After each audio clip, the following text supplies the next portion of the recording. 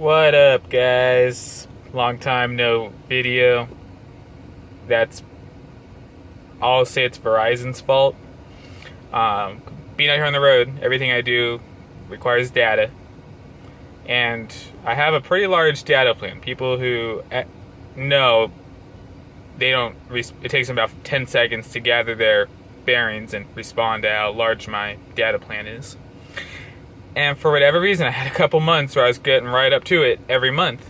But this month, I was looking at it, it's like I've hardly used any for whatever reason. Whereas a couple months, I was going right up to it. A couple months, I went over and had used my data that I had rolled over.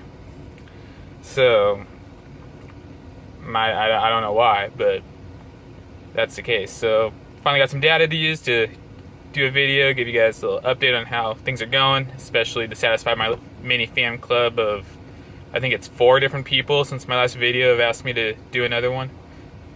So, yeah, I was actually home like a week ago. One guy who I ran into, or maybe it's like a phone, it's around the time I went home. I forget if it's a phone call, if it's someone who I talked to.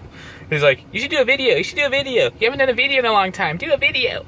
It's like, dude, you're my age and you're talking like a little 10-year-old. But that's another story. So, yeah, it's the road. I mean, if I were to apply myself, I could, set up my GoPro and show you guys the road and what I do. That's something I've been telling myself I'm going to do. I just haven't found the motivation to do it or the time. Big part's editing.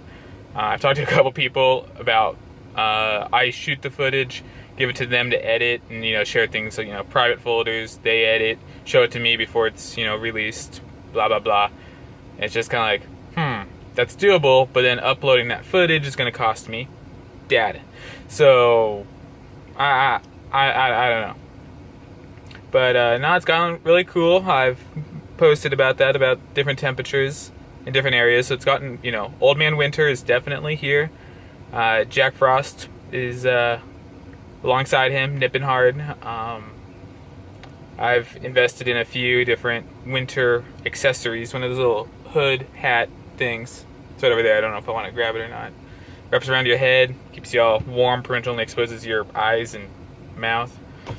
Got some of those. Finally caved in and got some just winter gloves for just walking, not for any type of use, but just to keep my hands warm. I'm pretty prone to getting dry skin. I do moisturize the back parts of my hands so I don't get bloody knuckles. So kind of what a situation I had to do with that, 'cause I was getting kind of tired of having to deal with bloody knuckles, just dealing with that. Just trying to think of different things I've posted about that have gathered attention, big things that have happened. I was stuck in Wilsonville, Oregon, just south of Portland for 2.5 days a couple weeks ago. Week and a half, 2 weeks ago, something like that. Yeah, it started a week and a half ago. Because of the weather. And talking to a couple of local guys there, they said that was the worst winter weather they've had going back to the late 80s. So I felt content with my decision to stay there and so I can get a load. They kept giving me loads. They just wanted me to drive empty through high wind and bad weather. And that's not at all my company's job to decide. Their job is just to give me loads. It's my job to look at weather conditions and decide, is it safe for me to do this? And I told them, it's like, I'm not driving empty through this. Let's, try again. That was, that's how it goes. Is their job is just to get loads out to their drivers, but then if it's unsafe, it's the driver's job, mine, to say, yeah, no, I'm not gonna do that. So, I could have, but I would have ended up probably turned over in the ditch and without a job. So, yeah, I wasn't going to do that. Let's see. I posted about a job offer that I had gotten. That got a lot of attention. And a couple people made comments, and a lot of other people liked their comments, but didn't actually comment themselves. The reality is, in the trucking world, having a CDL with a clean record, there's a high enough of a demand for us. And it's common. I've talked to drivers at Knight, Schneider, and even here at Interstate that have been here for a while, have gone somewhere else because they felt the grass was greener somewhere else. And it turned out the grass was not greener somewhere else, and they came right back to Interstate, Knight, or Schneider, but whatever they knew, and right back to work, no problem.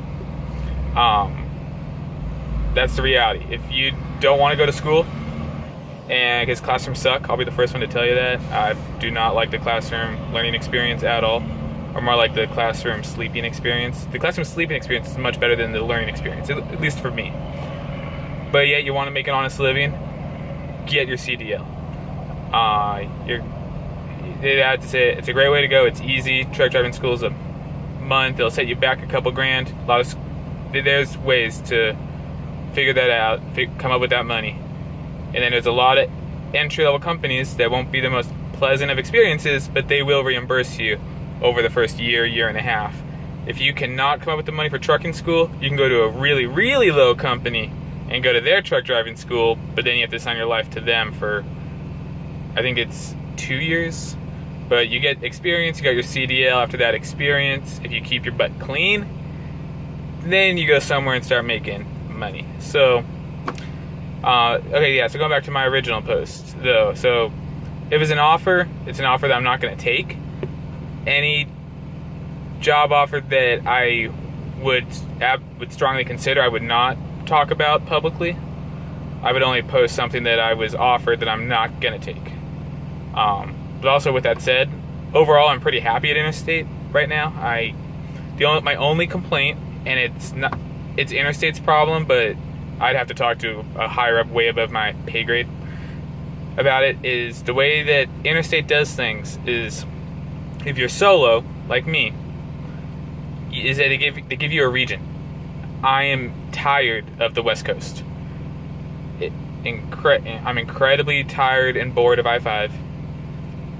I'm driving, it's one thing to be familiar with your route. It's another to know where the cops like to hang out at, when to change lanes to avoid the extra bumpy spots, what truck stops are likely to have parking at 11:30, midnight, 1 o'clock in the morning. Trying to think what else. I feel like there's more to it, but I'm not thinking of it right now. But I'm getting bored. I'm not having to think at all, and that's dangerous. So, as I keep asking for different stuff to go east, it's not working too much. I've been to Utah and Colorado a few times. For the most part, up and down the 5, the 95, the 395, the 10 out to Phoenix, the 93 up to Vegas, the 15 from Vegas to Southern California. So that's my only complaint. Other than that, I really can't complain. I got a great dispatcher. She gives me good miles. Good miles equals good paycheck. When I don't have to talk to my dispatcher, I've got to talk to another one. I've made my presence known. I'll leave it at that. That I'm on a first name basis with the majority of the daytime dispatchers. When sharing stories with different drivers, there's a lot of times I just gotta shut up because things went pretty good for me and not so good for them. A lot of the time. So I got that from my first trainer. He said one of the first things he told me is, like, if you're gonna succeed in this industry, you gotta push yourself around and be an advocate for yourself. And that probably involves not being so nice. Like, it's when he first got to know me, he realized I was such a nice little softie. Yeah, he thicken my skin up a little bit for the trucking world. Trying to think what else. So with that job offer thing, this goes for anyone. This is just my opinion. Anyone in any job, personal opinion, is you would be foolish to not know what other options are out there that would make your situation better. I'll leave it at that. I'm not actively looking to go somewhere else, but I like to keep tabs out there and know what is available to me to improve my situation here. So next topic that is fun. A lot of people that are more liberal in their thinking, especially celebrities, are saying that if Trump became president, they would move to Canada. So far, I haven't heard anything about that actually happening. However, Trump was elected in November, was it 4th or 8th, whenever the election was, one of those days. Wow, that's sad, I don't remember the exact day, but whatever. And then December 10th, my Canadian friends got engaged.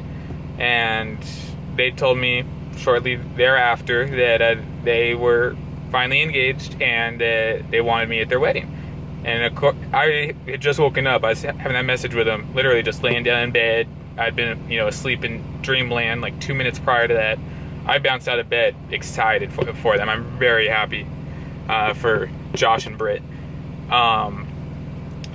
So me, as someone who never said anything about moving to Canada, I'm going to Canada for their wedding in September. So I'm incredibly stoked about that. I've never been to Canada. I've always wanted to go.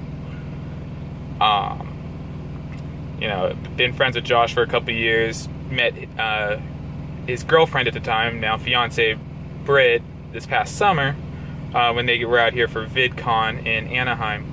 Got to hang out with them, and I'm excited for both of them. I'm excited to go to Canada. Excited to definitely take a trip on my own. That's something I did a lot when I was younger. Is I take trips on my own. Once I did a lot. I did it for two years back to back, a trip on my own, and that was just cool. I love traveling, so that'll be very cool. It's something I'm incredibly excited about. So yeah, Trump becomes our president, and I'm going to Canada.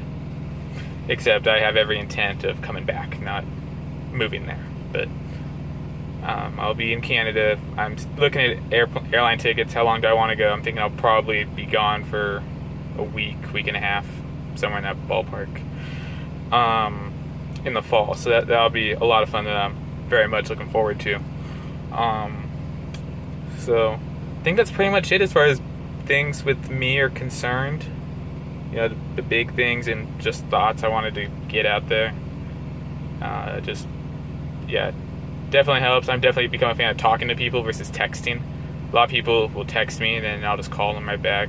And I feel like doing a verbally just saying something versus just something on Facebook with just the points with a lot of lines to fill in, not necessarily the best thing, but I do it anyway.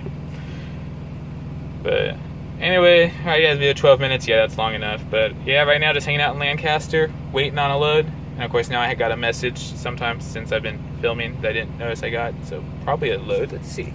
You guys might know where I'm going as soon as I find out. Message. Nope, no load. That's all that message was. That sucks.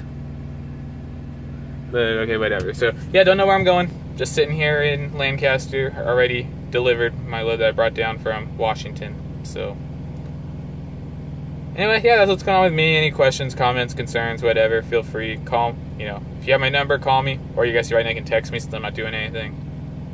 You can comment too. That's all fine and good. Anyway, yeah, talk to you guys later.